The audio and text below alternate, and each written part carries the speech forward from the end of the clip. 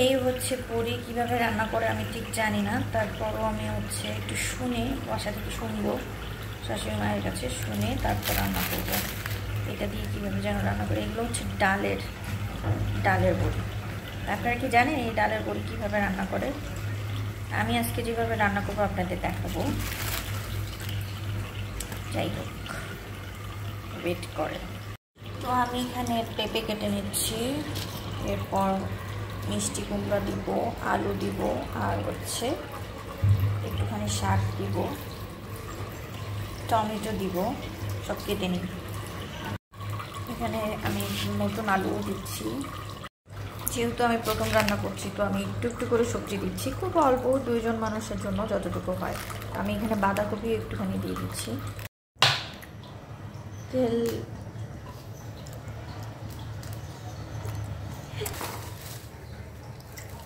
তো আমি এখানে বড়ি দিয়ে দিচ্ছি। ফার্স্ট টাইম রান্না করতেছি জন্য আমার জামাই আমাকে হেল্প করতেছে। এই কটাই খাতা, এই কটা হচ্ছে ভেজে নিব, লালচে করে ভেজে নিব। আরো কিছু দিব নাকি? তো অল্প অল্প করেই রান্না করবো, আমরা 2টা মানুষ। আর আমার এই কড়াইটাও কিন্তু হচ্ছে যে একটু কালো হয়ে গেছে। কালো হয়ে গেছে মানে এই না যে পরিষ্কার করি না, দেখতেই পাচ্ছেন কত সুন্দর পরিষ্কার করি। মানে একটা আপু আমাকে বলছিল এই কড়াই দেখার পর ভিডিওতে। তো নর্মালি হচ্ছে যে আমি এগুলোকে ফেলে দিব, নিশ্চয়ই দিব না। এই বাসন কোসন তো ইউজ করতে হবে, প্রপার ইউজ করি আমি। হ্যাঁ, আর যথেষ্ট পরিমাণ পরিষ্কার আছে, দেখতেই পাচ্ছেন।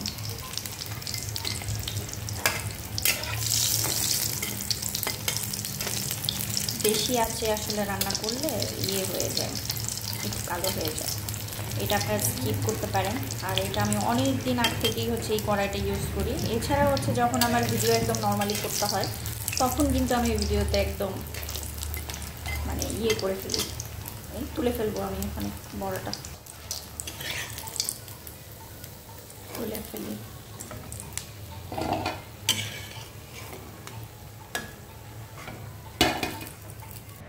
আমি একটু তেল কমিয়ে নিলাম, কারণ এত বেশি তেল খাওয়া যাবে না সবজিতে। সরিষার তেল যদিও উপকারী, তারপর আমার কাছে মনে হয় যে একটু কম তেলে খাওয়া যাবে। তো সবজিটা আমি আসলে খুব হালকাভাবেই রান্না করবো, কারণ যেহেতু সবজি দিয়ে করছি। আর প্রথমে এটা টেস্ট করে দেখবো যে কেমন লাগে। যদি ভালো লাগে সেক্ষেত্রে হচ্ছে মাছ দিয়ে রান্না করবো আরেকটু। তবে আজকে যে মাছটা রান্না করবো এটা হচ্ছে আলাদাভাবেই রান্না করবো, টমেটো দিয়ে এটা রেখে দিব রাতের জন্য। আর দুপুরের জন্য হচ্ছে মাংস, ডাল আর এই সবজি, বড়া সবজি। এটা একটু লালচে হয়ে গেলেই হচ্ছে আমি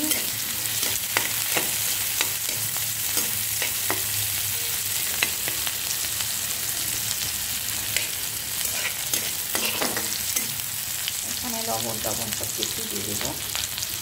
সবার আগে আমি এখানে আদা রসুন বাটাটা একটুখানি দিয়ে দিচ্ছি, কারণ বড়িটা আমি জানি দিতে হয় কিনা, জাস্ট বললো যেহেতু সবজি দিয়ে আসতে আবার দিয়ে আমার কাছে মনে হলে বেশি খাই।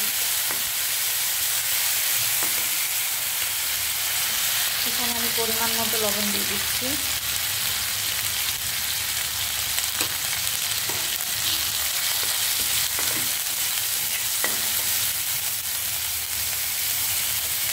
এখানে হলুদ দিয়ে দিচ্ছি পরিমাণ মতো।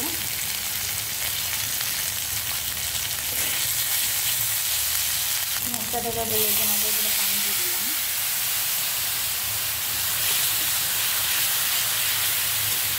কম তেলে রান্না করলে কিন্তু নিচে লেগে যায়, সেই কারণে যাতে মশলাটা এই পেঁয়াজের সাথে ভালোভাবে মিশে যায়। এখন আমি কাটা যে সবজিগুলো আছে এই সবজিগুলো দিয়ে দিব। কয়েক প্রকারের সবজি আছে, আমি এটা ধুয়ে রেখেছি, দেখতেই পাচ্ছেন।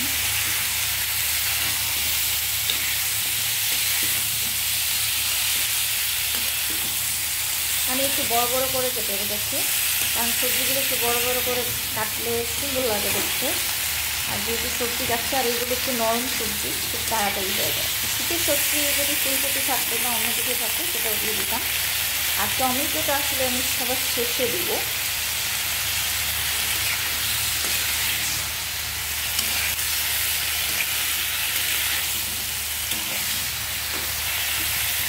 এটা ঢাকা দিয়ে দিব। এটা কিছুক্ষণ হবে। তো আমি এটা ঢাকনা উঠিয়ে দেখবো কি অবস্থা। তো একটুখানি হয়ে গেছে। আমি কিন্তু পানি ছাড়া এখন রান্না করছি। নর্মালি আমি সবজি একটু পানি ছাড়াই রান্না করি। কি কালারফুল হয়েছে না সবজিটা। তো এখন হচ্ছে আমি পেঁয়াজের কলি আর টমেটোটা দিয়ে দিব।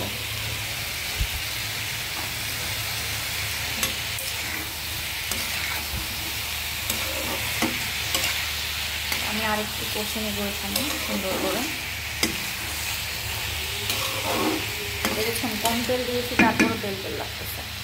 আমরা একটু তেল কম খাওয়া পছন্দ করি, যদিও সরিষার তেল খাই। তারপরে আবার ঢাকনা দিয়ে দিই, কিছুক্ষণ ওয়েট করবো।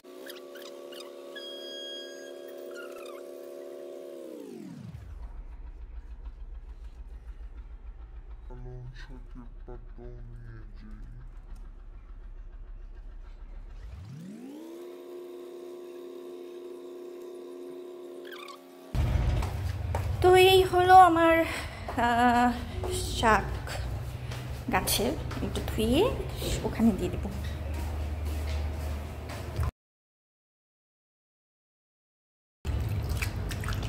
যদিও শাকের মধ্যে কোনো ময়লা পাচ্ছি না, তারপর আমাকে 2-3টা ধুইতে হবে, 2-3 বার।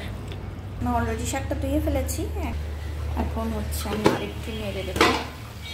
এটা কিন্তু যত সুন্দর করে কষানো হবে ততই মজা হবে। দেখতেই ইয়ামি লাগছে, মনে হয় বেশ মজা হবে।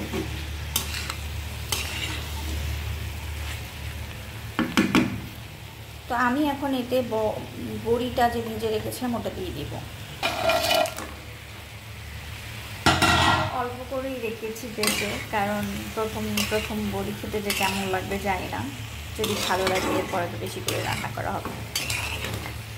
তো আমি একটু ওলট পালট করে নাড়ছি আর একটু কষিয়ে নেব।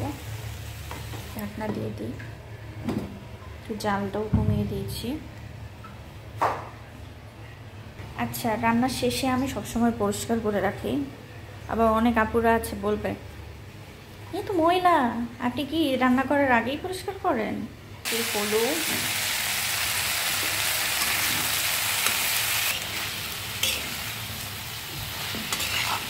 আমি একটুখানি করে পানি দিচ্ছি আর কষে নিচ্ছিলাম। অলরেডি যেহেতু হয়েই গেছে প্রায়, তো আমি এখানে শাকগুলো দিয়ে দিব। যেহেতু শাকটা কাটতে হবে না, খুব নরম শাক, এমনি গলে যাবে।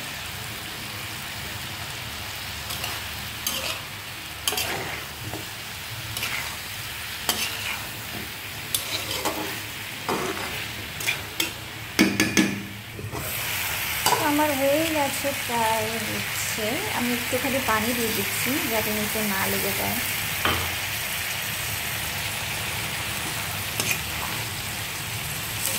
আমি একটু মাখা মাখা টাইপের রান্না করবো।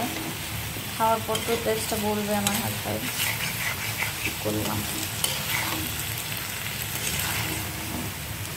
আমি কিন্তু এখানে কাঁচামরিচ দিয়েছি, শুকনো মরিচ দিইনি, কাঁচামরিচ দিয়েছি। কারণ এখন কিন্তু কাঁচামরিচ আমার সবজিতে কাঁচামরিচই ভালো লাগে। আর সবজি হচ্ছে একটু রঙিন হবে, দেখতে ভালো লাগবে, এটাই। আমি আর একটু ঢাকা দিয়ে দিচ্ছি।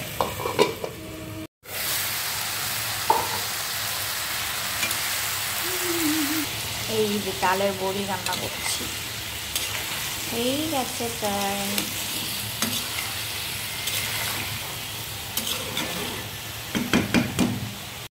তো আমি যে রান্না করা সবজি হচ্ছে ইয়ে করলাম, বাটিতে ঢেলে ফেললাম। অল্প করে রান্না করেছি, একদম অল্প, একটু শুকনা শুকনা ভাজি ভাজি করেছি যাতে হচ্ছে খেতে ভালো লাগে। যেহেতু আমার বর হচ্ছে একদম মাখা মাখা খাই, মানে পছন্দ করে, ঝোল পছন্দ করে না, এ কারণেই।